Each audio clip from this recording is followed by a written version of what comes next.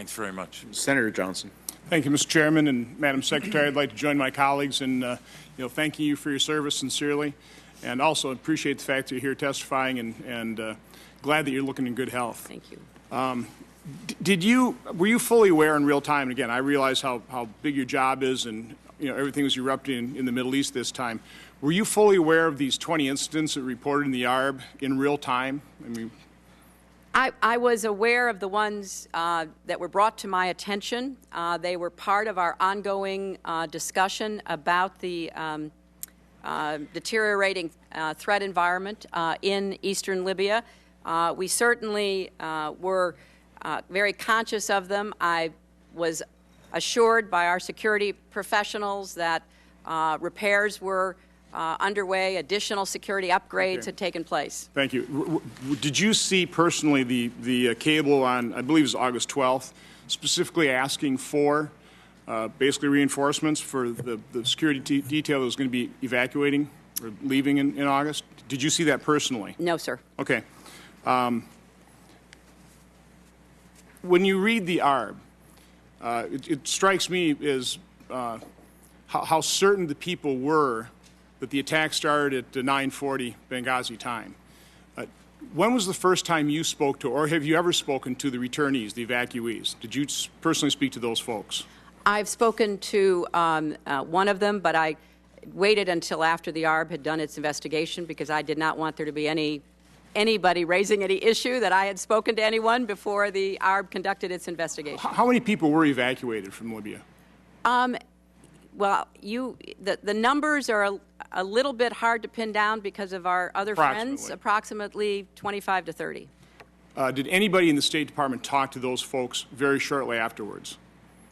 There was discussion going on afterwards, but once the investigation started, the FBI spoke to them before we spoke to them. And so other than our people in Tripoli, which I think you're talking about Washington, right? Yeah, the point I'm making is a very simple phone call to these individuals, I think would have ascertained immediately that there was no protest prior to this. I mean, this attack started at 9:40 p.m. Benghazi time, and it was an assault. And I appreciate the fact that you called it an assault.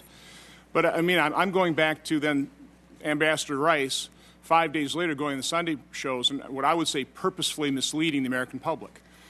Well, why wasn't that known? And again, I appreciate the fact of the transparency of this hearing, but why weren't we transparent at that point in time? Well, first of all, Senator, I would say that once the assault happened and once we got our people rescued and out, our most immediate concern was, number one, taking care of their injuries. As I said, I still have a DS agent at Walter Reed seriously injured. Getting them into Frankfurt, Ramstein to get taken care of. The FBI going over immediately to start talking to them.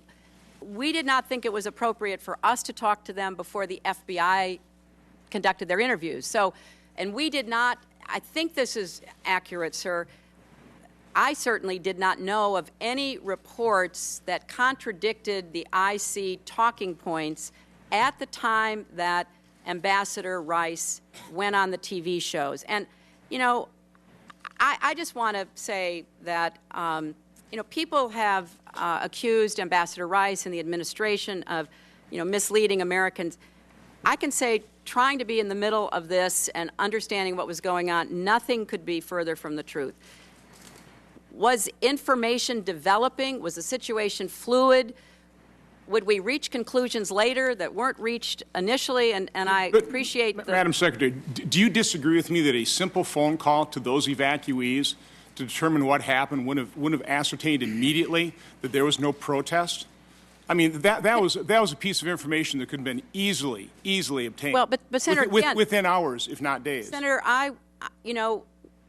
when you're in these positions, the last thing you want to do is interfere with any other process going I realize, on. I realize that's a good excuse. Number two, well, no, it's the fact. Number two, I would recommend highly you read both what the ARB said about it and the classified ARB, because even today there are questions being raised. Now, we have no doubt they were terrorists, they were militants, they attacked us, they killed our people. But what was going on and why they were doing what they were doing Again, we were misled that there were supposedly protests and then something sprang out of that, an assault sprang out of that.